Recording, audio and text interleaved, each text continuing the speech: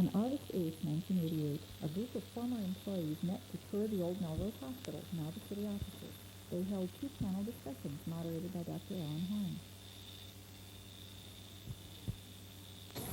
I have the privilege and the honor this evening to moderate a panel discussion on the old hospital. Even though I was not a part of this old hospital, I think any time that coming into this building, one senses the history and the caring that went on in this building. And tonight we're going to learn from some of those people who did the caring and made up much of that history. We're going to learn what went on in that old hospital from some of the people that were intimately involved in the everyday workings of that hospital. At the present time, we're in the Melrose City Office building, which was built as a private home in the late 19th century. It then served as the Melrose Hospital from October of 1925 to April of 1959. The room we were in at the present time was originally the dining room of that home, and it subsequently served as the staff dining room for the hospital, and it was later divided into a patient room and an x-ray room. With me this evening are some of the original staff from the old hospital. I'm going to ask each of them to introduce themselves. I'm Elaine Bestie Niehoff. I started working in the fall of 1955. As a registered nurse, I worked all of 1956 and part of 1957. And then I retired for 5 years while I had my family, and I went back to work, and I presently still work part-time in the new hospital, which is not really very new anymore. I am Esther Brumachenko Winters. I began working here the 1st of May in 1944, and I quit on the 1st of May in 1946 when I was married. And I took off and had my family, and I went back to work when Pineville opened in 1961. And I worked there for 25 years, and I am now on the retired list. And I'm Marie Peter Meyer, and I started here in '39, and I did laundry work, and I also assisted in the kitchen and on the floor. I worked here until 1942, which I quit because of pregnancy, and from there on I raised my family. I'm Audrey Shea Tennis, and I came here after graduating from Swedish Hospital as an LPN in September of '54, and I worked until they closed this and moved to the new hospital in '59. I'm still there. That is all. I'm Edna Rausch de Broxen. I started in April 1950. I started as a cleaning girl, and then as an aide, and then as a charge nurse, and I worked at the new hospital. I retired 7 years ago. I'm Marina Schlicht-Plant. I think I'm about the oldest one in the bunch. I worked here in 28 and was supervisor, nurses. Dr. Meyer came to my home to see if I could come and work here. And I was here for about 3 or 4 years. And then I went to Milwaukee, got married. And then after I came back from Milwaukee, I went to Melrose Hospital and worked in the operating room. And I was supervisor at Pineville, a relief nurse there. And I'm retired now. I'm Lucy Egan, and I'm originally from Winnipeg, Manitoba. I trained at St. Boniface Hospital, and I came here as an RN in May of 1951. I spent only 6 months here because I had friends in Minneapolis that talked me into moving to Minneapolis, and I did private duty there. Okay. My name is Jerry Zachman Meyer. I graduated from St. Mary's School of Nursing, St. Catherine's in St. Paul, and came back to Melrose to work as a registered nurse in 1949.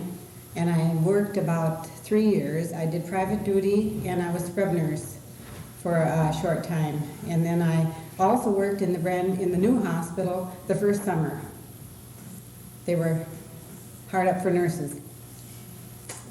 Okay.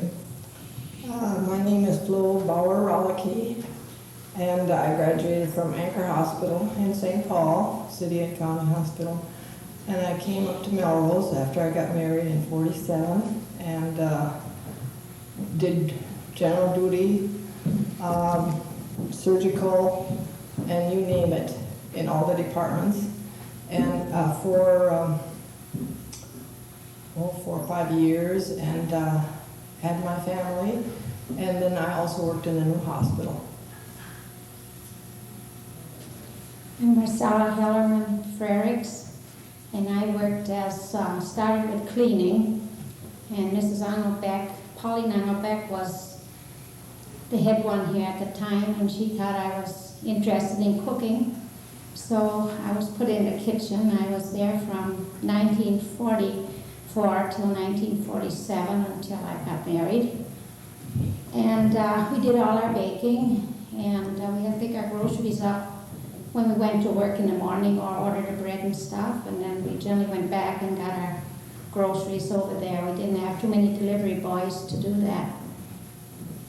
So I guess I'm now back working in the other hospital. Ida Wheeling Brown. Okay. And Ida, you used to work here at the hospital, is that right? That's right. Want to tell us when you worked here at the hospital? From 1937 to 1953.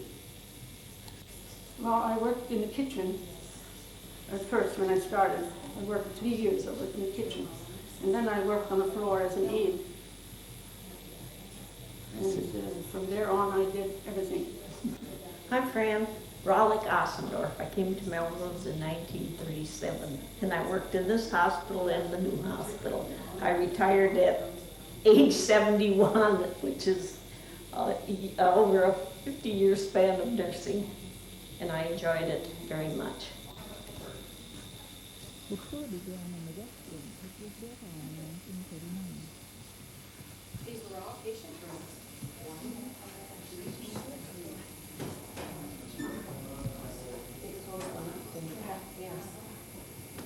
They close on the walls. Yeah. And the nursery there on the end. The nursery. That's right. There was a nursery on the end. That's right. Well, I haven't been down here. The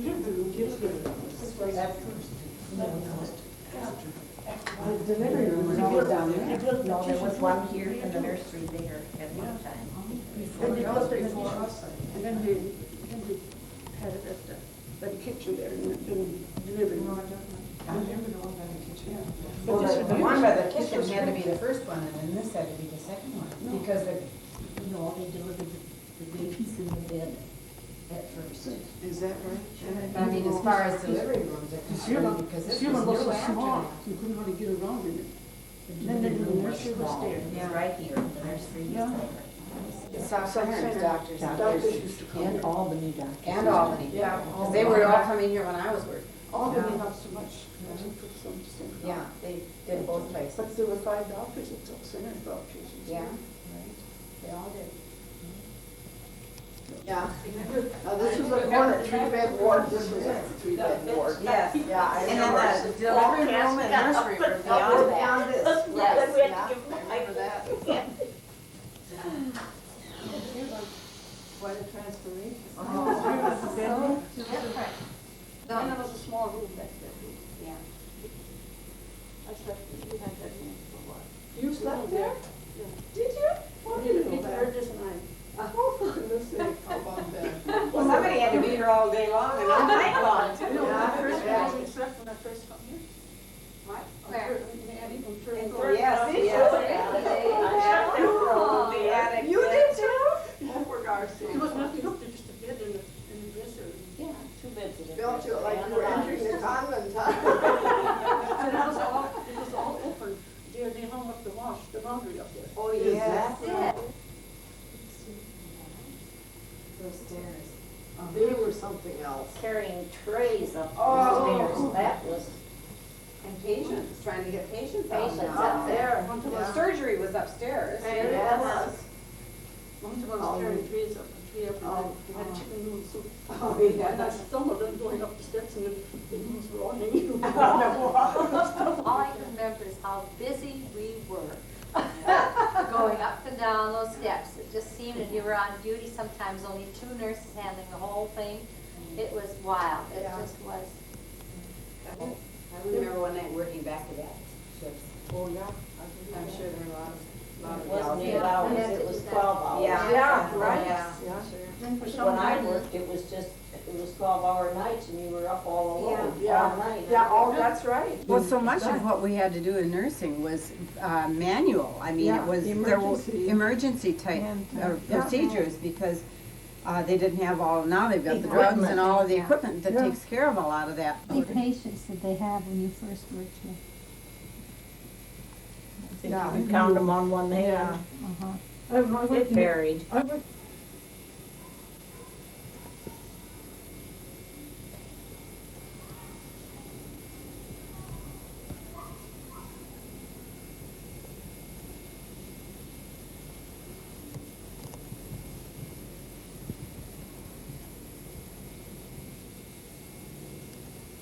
Since we created hospital rooms, what is it?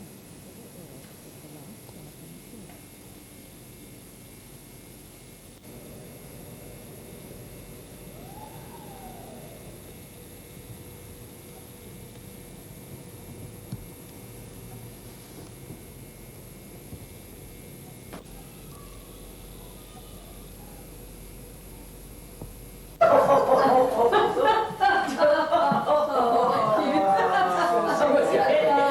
Expression, I was Maybe we better give her a little artificial respiration.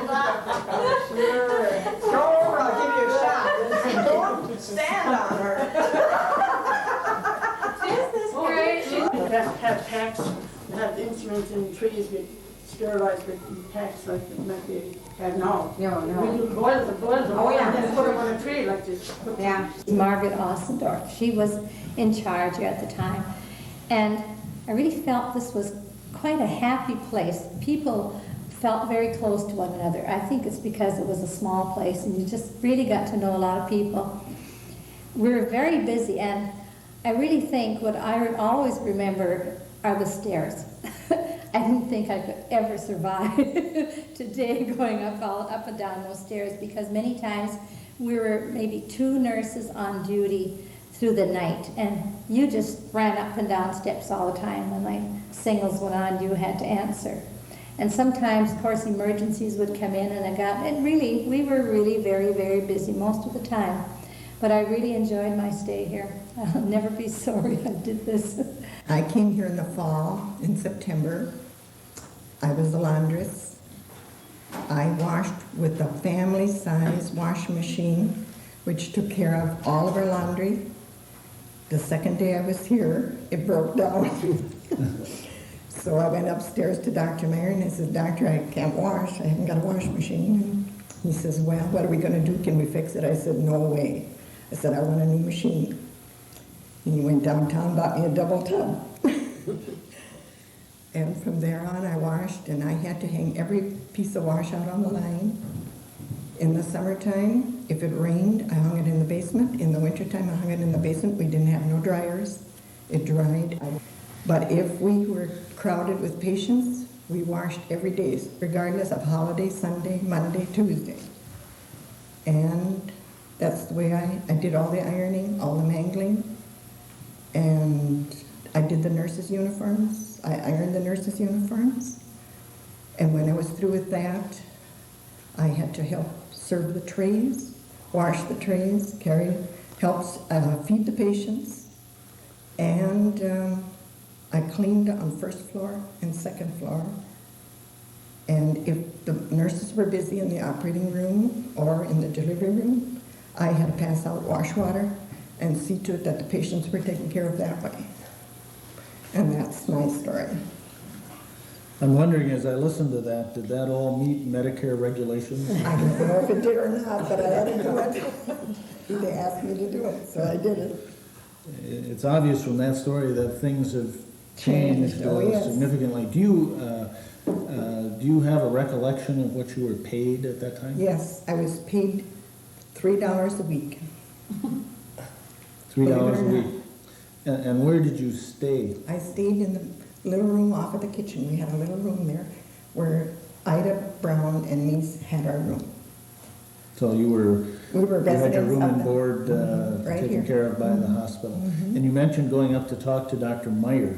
Was Dr. Meyer running the Yes, hospital? he was the manager or the So he was owner. the doctor and the The owner. administrator and the owner of Yes. the hospital at that time. Mhm. Usually really was interesting is that we all went to sit down to eat dinner at the same time, around the table.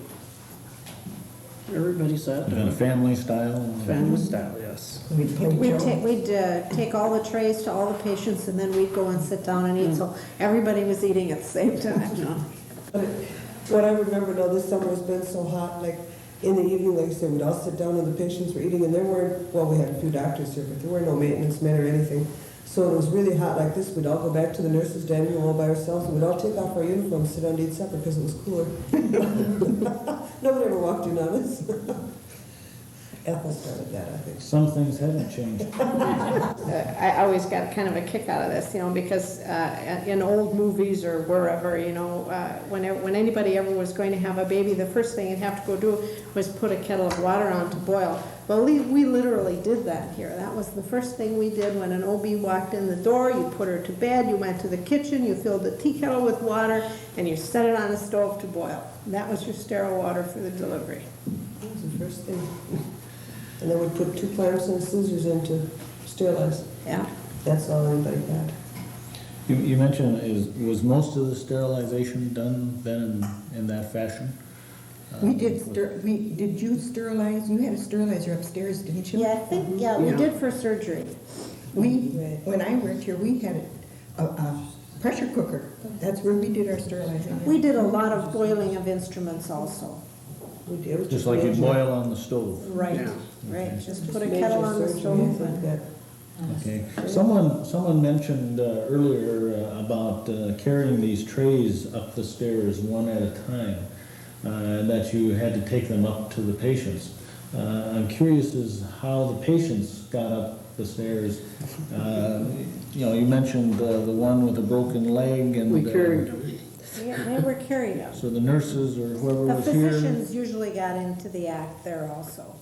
The physicians would carry them They up the would help. stairs. You made a human chair lots of times. Yes, yes. Yeah, fireman's carry. We had to get up those stairs, excuse me, and then we had to get that stretcher up, those other 3 steps, and then into the operating room. I don't know how we ever did it. We managed. You pulled it up Yeah. high and tried to make the corner. Yeah, there was a curve up there. Yeah. Yeah. Just there. With some of the people living here, and with all of you eating together when you worked, there must have been kind of a sense of family among the people Yes. that worked here. Very definitely so. We used to have the nicest Christmas parties. In the basement. Right out there in the lobby.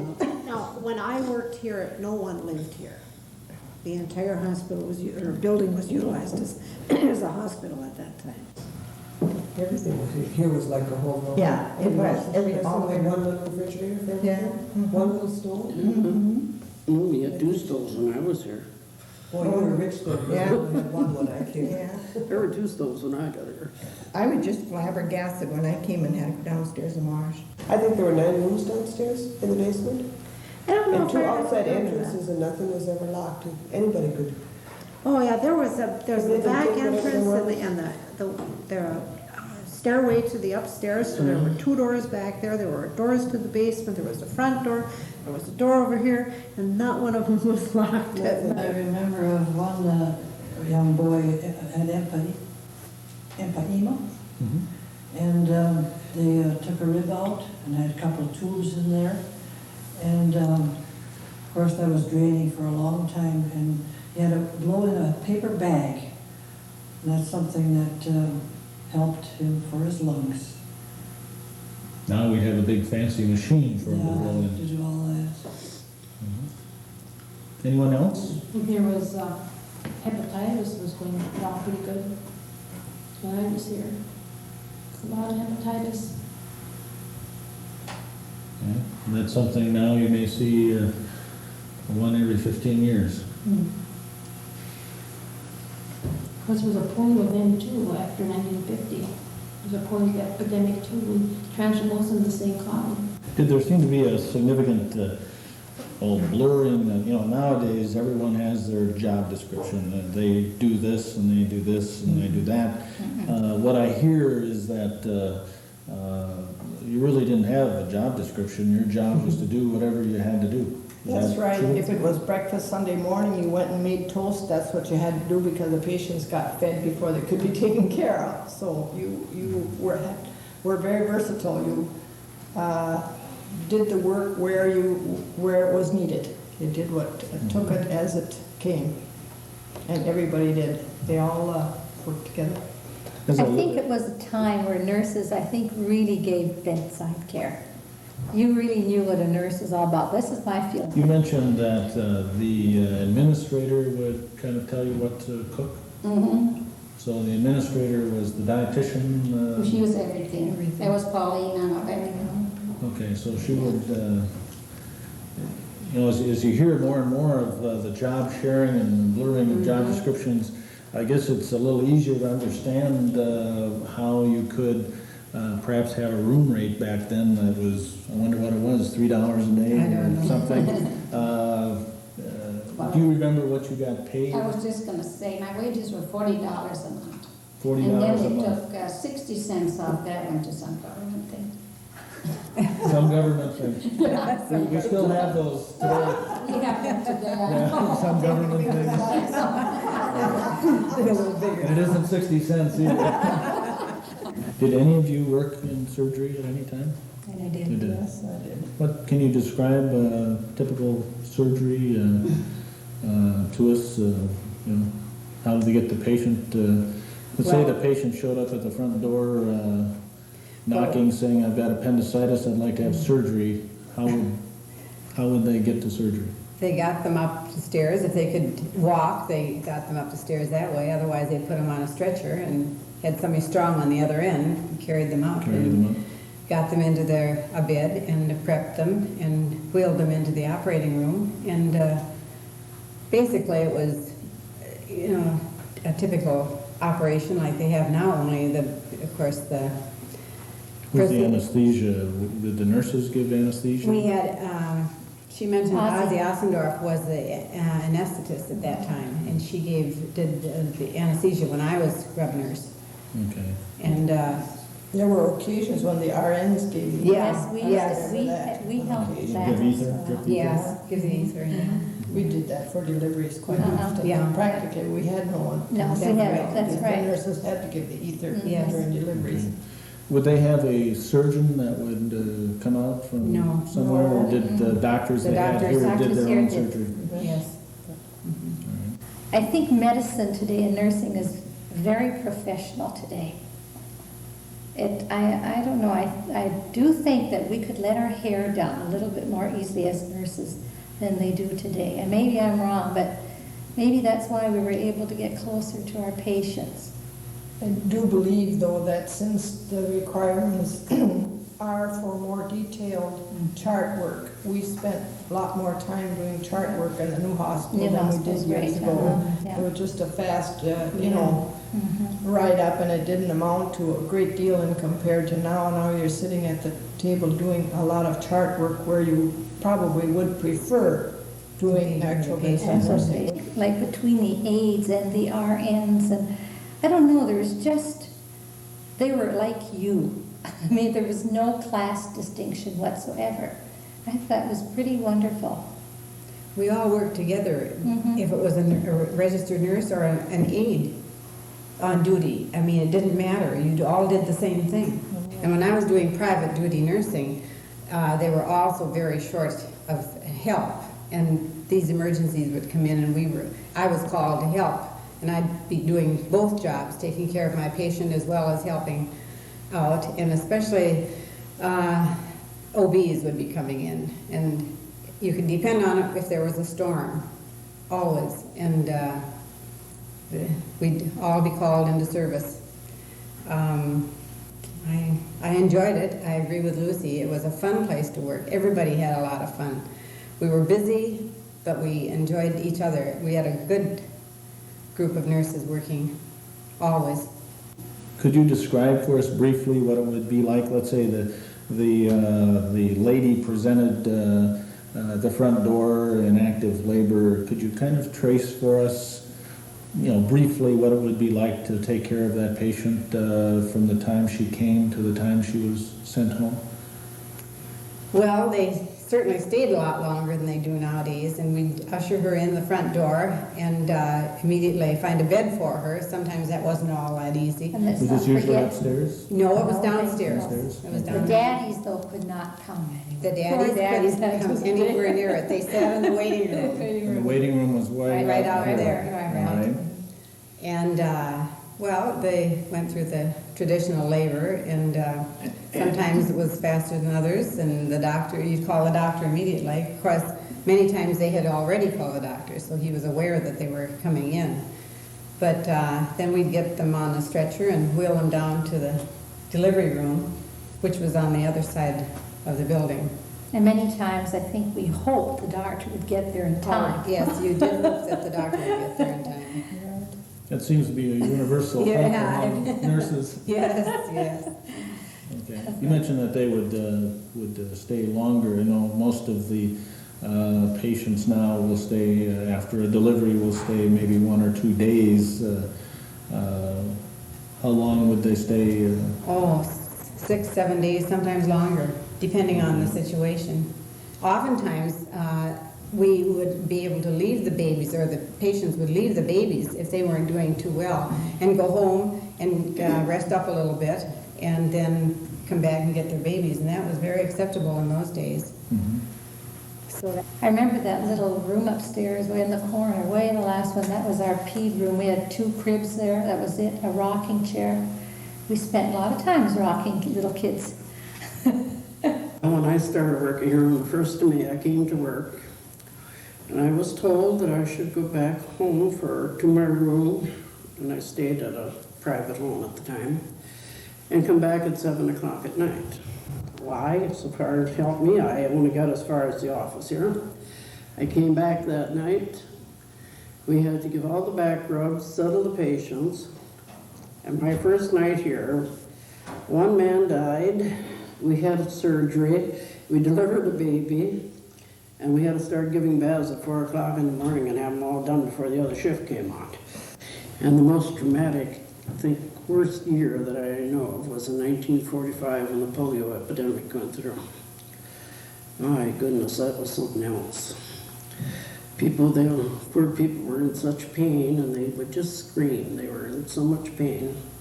If you'd have went by here at 3 o'clock in the morning, you'd have thought we were having open house, because every radio in the place was going. The people played their radios, and they just couldn't rest. It was an impossibility. Polio was very bad at that time. Who at that time when you were here, who were the doctors that were here? Dr. Meyer, Dr. Zachman, Dr. Grant, and Dr. J.F. Du Bois from Sauk Center, and Dr. Kuhlman was here part of the time.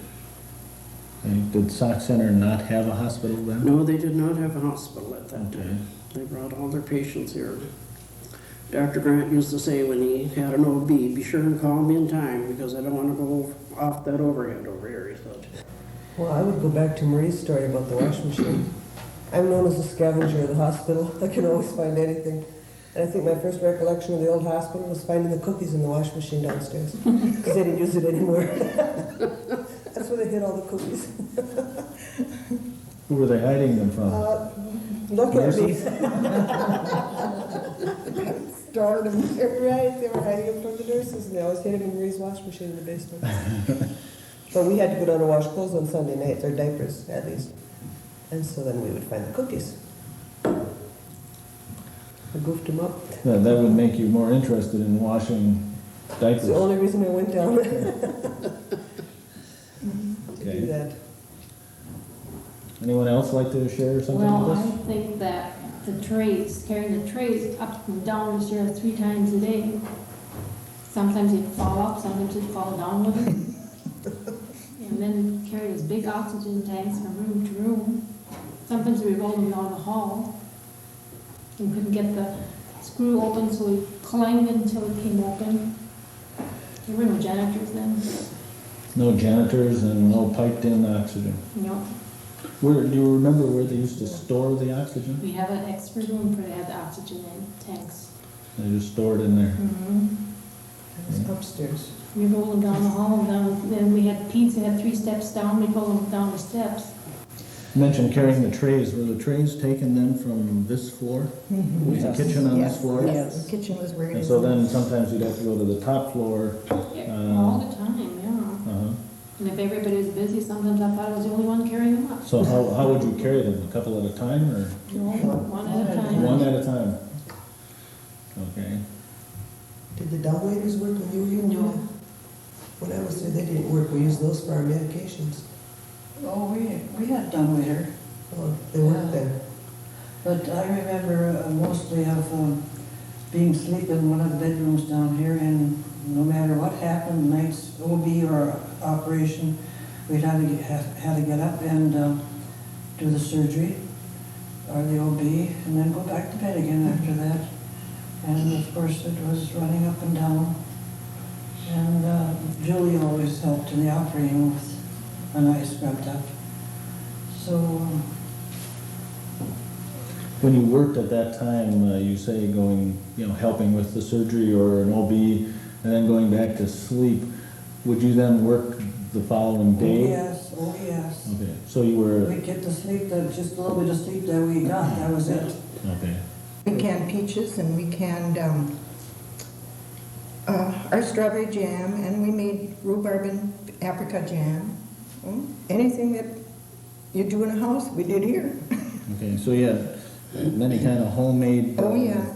And we made our own pies. We made, I wasn't the cook so much. Ida was a cook when I was working here.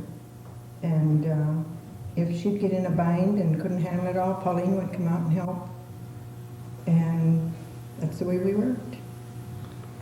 Yes, there was a big garden out in the back here. Mrs. Meyer used to take care of it. Oh, we had a Mr. Rothstein. Oh, Mr. Rothstein was the gardener, and he lived down on Riverside. The kitchen. Tell us about the kitchen.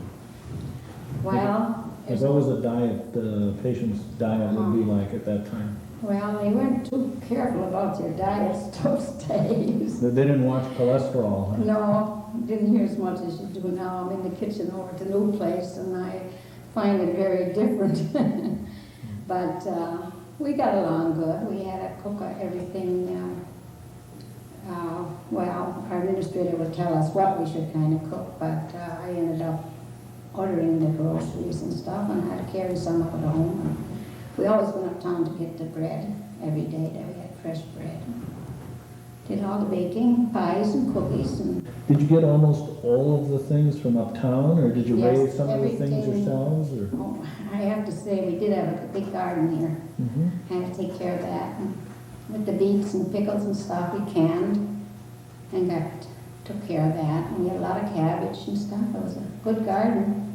And you'd use that for the We patients? used that for our patients. Mm-hmm. Any of you ever have to go with the doctor on a house call? Or did any of you ever end up doing special I had to nursing? go to a farmer's place with a patient with Dr. Zachman, and we had to do a spinal puncture, and hired men were around there. They were sitting on the floor, with popcorn all over the whole floor, and I had to clean that all up, and then they helped with a spinal puncture. You have to sleep right with the patient in the patient's bed. They have no extra bed for a patient. So you would actually sleep right there with the patient? Even with the patient in the bed, because they had no bed for the patients. I mean, for the nurse. For the nurse. And they wouldn't take no extra nurse, because you had to stay there 24 hours a day. I worked these hours, and there was many a time I'd come to work at 7 at night and wouldn't get out of here till 10 the next morning. More times than not that I seldom ever got out at 7 in the morning. And compared with when I was at Pineville, you sometimes had to work extra time, but then you would get paid for it. When we worked here, you worked for so much a month, and you worked, and that was all you got. There was absolutely no time off or extra time off or anything. You just were expected to do this because it was your job.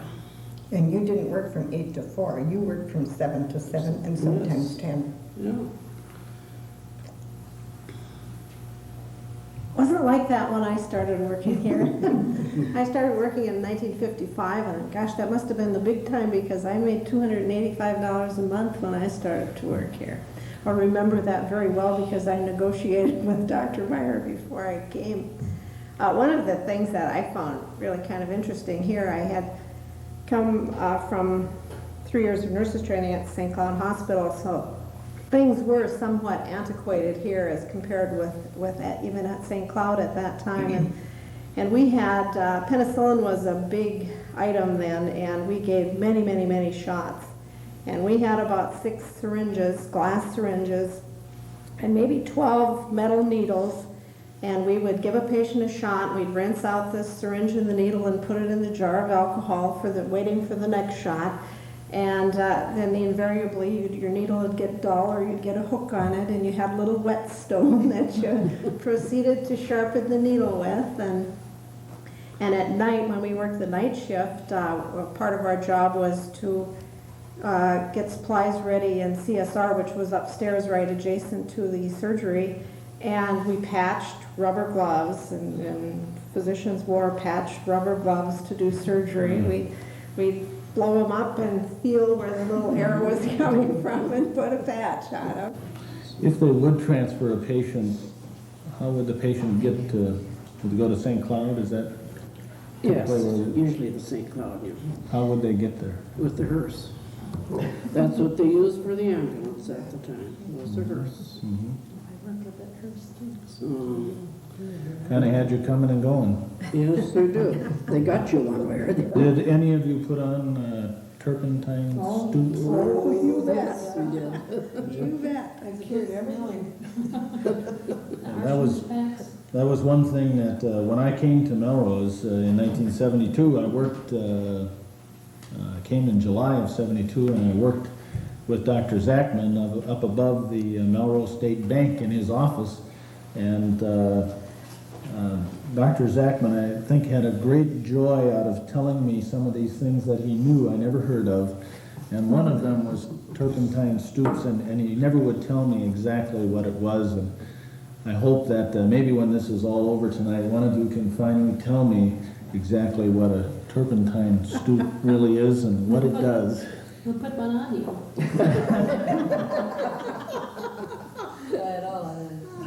Any other diseases or illnesses or injuries? Well, I tell you one thing, like you said, Dr. Zachman mentioned this. You learned in one quick hurry that if somebody was complaining about abdominal pains or something, you didn't call Dr. Zachman in the middle of the night because he was going to tell you to put turpentine stoops on. Did it to everybody. Just the sure shoot you were going to get it. So in other words, it was directed more at the nurse than the patient. I think so, yes. Yes, yeah. How did we do that? I think we mixed turpentine and mineral oil and painted that on the abdomen and then just put a hot towel over it. Put a hot pack on. It cured everything, almost. Mm-hmm. How would the patients, now we have buzzers, patients and the lights up and there's a buzzing sound. How would a patient at that time, if a patient needed help or assistance, how would the patient summon a nurse? We did have one call board out here. We had buzzers upstairs. Yeah. We had little bells too. Yeah. Little shaking bells. And you found out pretty fast just how they shook it, where it was. Yeah. How they would shake the bell, you could kind of tell who it was. Mm-hmm. There was a buzzer one night, and we were working nights, only 2 people on at night, and they went upstairs, and he was hollering and yelling, and here was an old lady trying to get in bed with him. Oh, I remember that. Sherman, she kept saying, "Move over, I want to come to bed." He was hollering. This was a very interesting hospital. It was. Yeah, if it could talk, it could tell a few tales.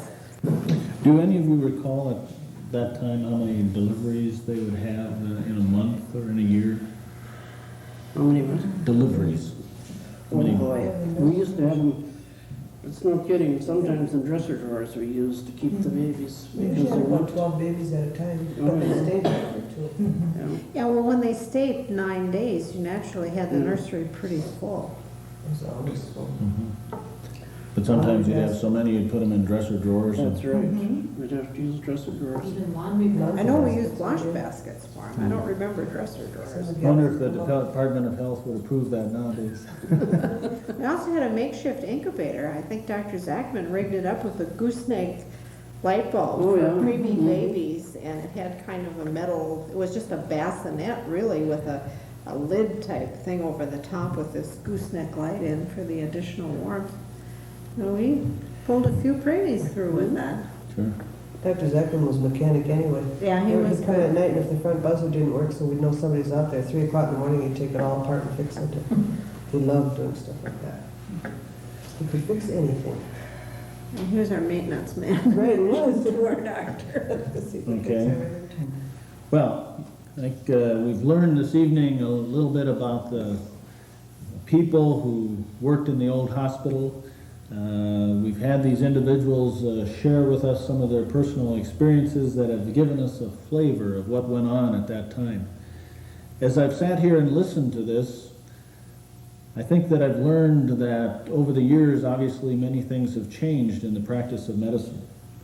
Where they used glass syringes and needles over and over again that they had to sharpen, now everything we use is disposable and it's thrown away and never used. We had nurses that worked hours, endless hours sometimes, staying here overnight, working a full day and then working at night. Now we have specialization where nurses work their certain duties and they don't stay in the hospital. They have their own lives to live outside of their jobs like you and I do. We learned about a doctor who was mechanical and fixed buzzers. We don't have doctors that fix buzzers anymore. We learned about carrying patients up the stairs, having the employees or maybe even the doctor forming a chairlift to carry patients up the stairs to get them to a patient room or to surgery. Now we have a modern, well-equipped ambulance that is among the best in central Minnesota that can carry patients from scene of accidents or from homes to the Melrose Hospital. Many things have changed over the years, but I think that one thing comes through as we listen to these individuals. One thing has not changed, and that one thing is that in the old hospital, as in the new hospital, that we have many people, employees, that are caring for and care about people. And I think that's one of the things that undoubtedly made the old hospital successful, and it's certainly one of the things that makes the present hospital successful, is that we have local people caring for our patients. Thank you very much to the panel. I certainly enjoyed this, and I hope and I'm certain that the audience, when they see this, will also.